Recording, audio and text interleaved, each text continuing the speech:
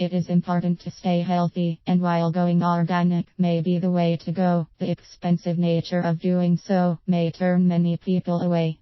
Did you know, though, that there are methods which can be taken up for the sake of lowering costs that much more in the long run? It's clear that there are methods to utilize, and I am sure that Philippe van den Bossche can bring them into account.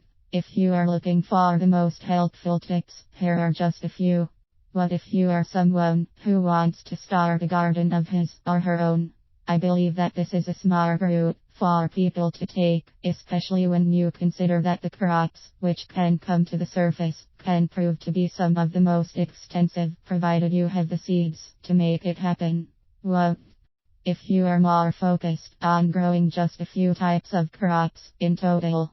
Whatever the case may be, you have the control to do so. When heading to a given market, it is important for you to purchase your items in bulk. This is especially useful if you come across a sale and you want to pick up some of the best crops that Philippe van den Bossche can direct you to. However, keep in mind that certain items are going to spoil more quickly than others, meaning that you should have the appropriate amount of space in your home. Names like Philippe can tell you to store them in cooler areas for preservation's sake. While you may not want to spend the time doing so, it may be in your best interest to look around for coupons for some of the best items out there.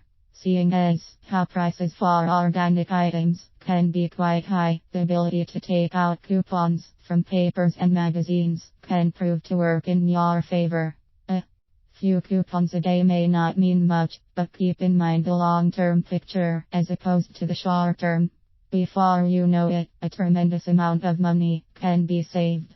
Everyone wants to stay healthy, and I have to believe that organic crops can offer the building blocks. This is especially true when considering that these crops can be purchased with certain methods put in place in order to keep costs at lower levels. The methods listed before are just a couple to consider.